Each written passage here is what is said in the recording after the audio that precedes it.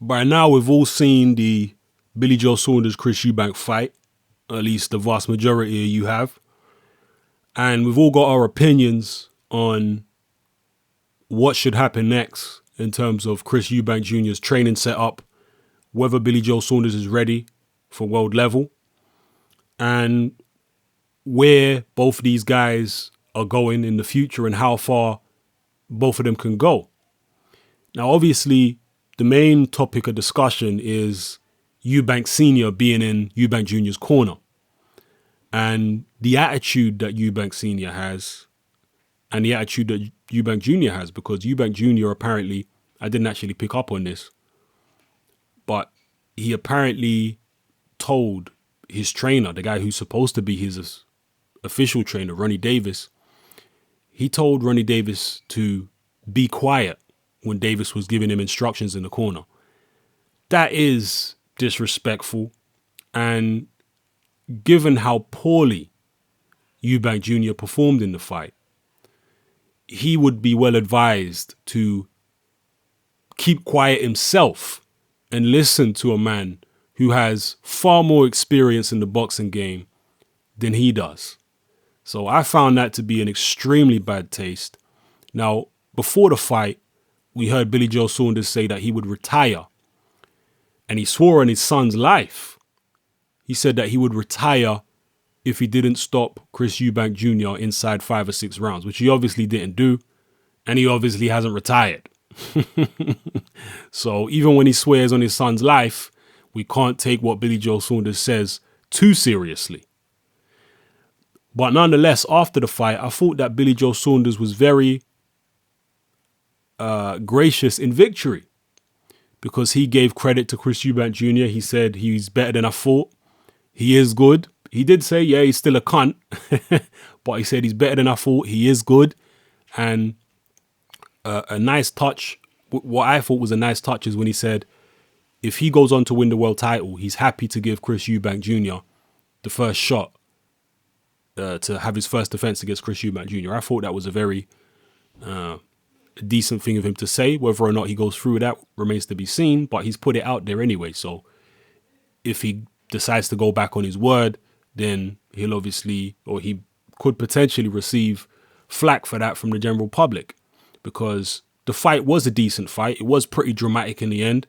And with more at stake, like a world title, it would definitely sell in the UK.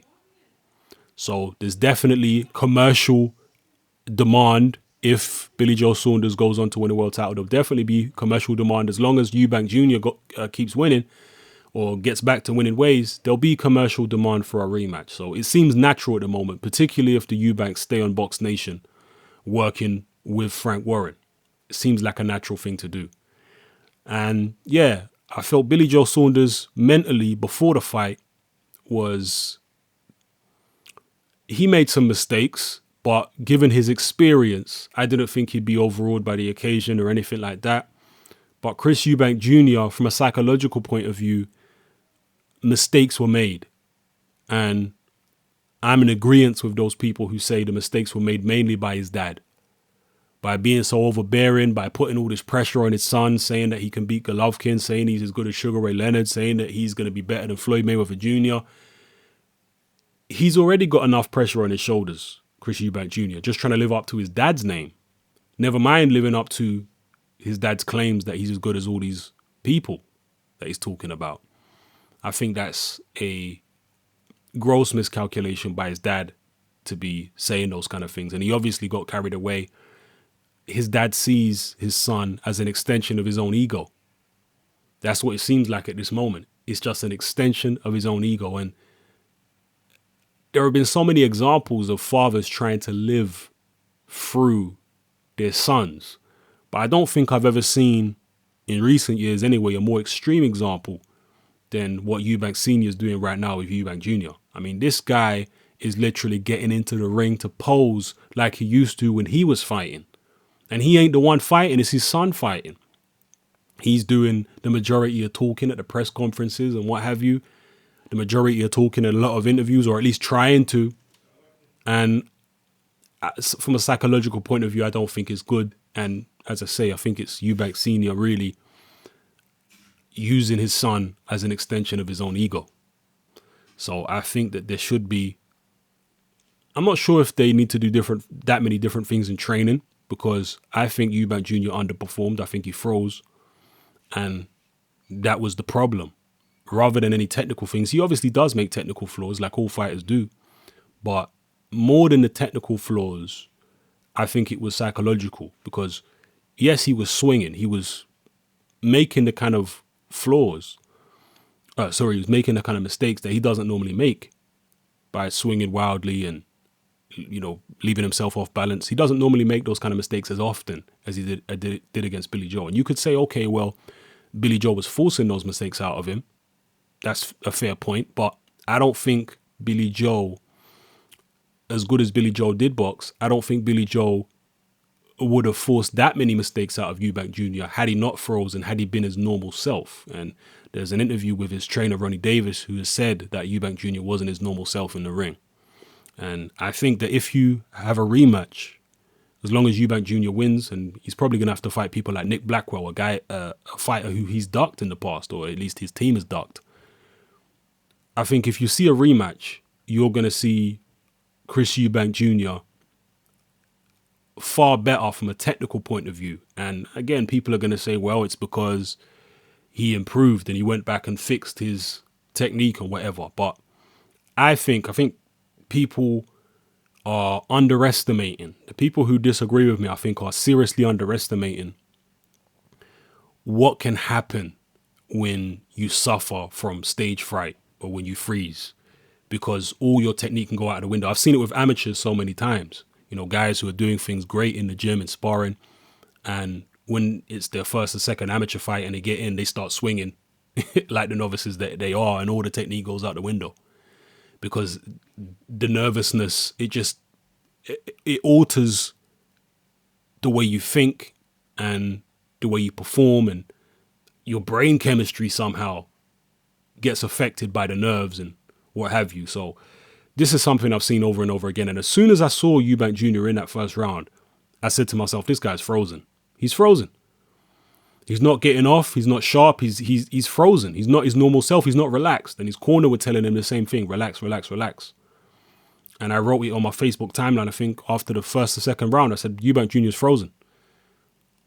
So that's my interpretation of it. I think psychologically, yes, he does, as I keep saying, make technical errors. But it was psychologically, him not being ready psychologically was, in my opinion, more of a factor than him not being ready technically. It was a psychological aspect. He wasn't ready for a fight of that magnitude. He wasn't ready for all that pressure. He didn't handle it that well. And credit to Ronnie Davis for shouting at him, because which is what he had to do. He took control of that corner and said, look, you need to start fighting. What the hell's wrong with you? And I think Ronnie Davis actually managed to get Eubank Jr. to start fighting. I don't think Eubank Jr. just decided to do it himself. I think there was something that Ronnie Davis said that got that out of Eubank Jr. Even though it was sloppy, even though it was wild stuff like an amateur, I think that was credit to Ronnie Davis for being able to get through to him. So going to be interesting to see what happens with the Eubank camp. Eubank Sr. apparently has no intentions of stepping back, which is very foolish indeed. But if he goes in there against Nick Blackwell, I don't expect there to be the kind of stage fright that he had in the early part of the Billy Joe Saunders fight, because he knows Nick Blackwell. He's been in the gym with Nick Blackwell several times sparring.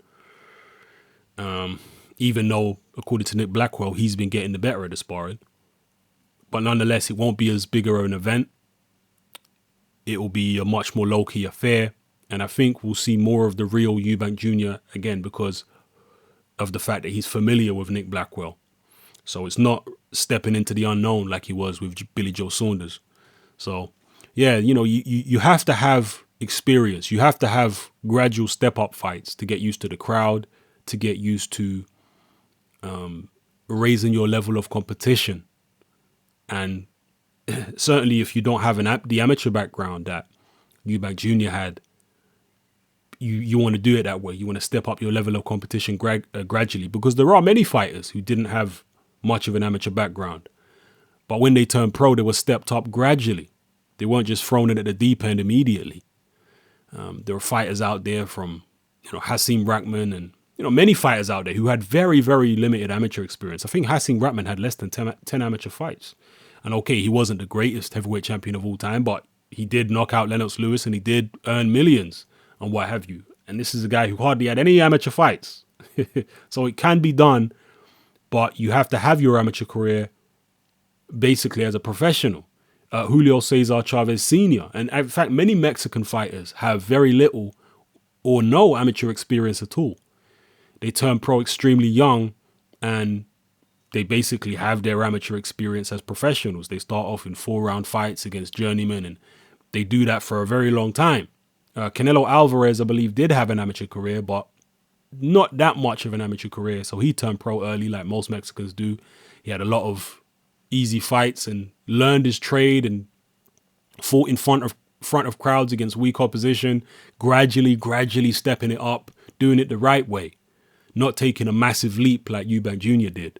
Not many fighters are able to do that. Some fighters can, as I mentioned in my post-fight video. Some fighters can take a leap from journeyman up to European or world level and be successful. But those guys are pretty few and far between, I would say. It takes a different kind of mentality, someone who was born with an incredible amount of innate confidence to be able to do that. But nonetheless, let me stop waffling, man. This video's gone on long enough. I like to try and keep them short these days. So drop your comments below. Let me know how you feel about the whole situation with Eubank Jr. and his dad and his training setup. And where do you think Billy Joe can go from here? Do you think Billy Joe can go on and win the world title? It's going to be contested between, the vacant title is going to be contested between Andy Lee and Korobov, apparently. And if Korobov wins, how do you see Billy Joe doing against him? If Andy Lee wins, how do you see Billy Joe doing against him? British fans or Irish fans will obviously hope that Andy Lee is the one who wins that fight, because him against Billy Joe would be a pretty big domestic fight, to be fair, if Andy Lee decides to, well, I think Billy Joe will be mandatory maybe. Yeah, he'll be mandatory, I think, for whoever wins out of Korobov and Lee. So if Lee wins, be a pretty big domestic fight, Andy Lee versus Billy Joe Saunders. So drop your comments below. Let me know how you feel. This is Hatman. I'm out.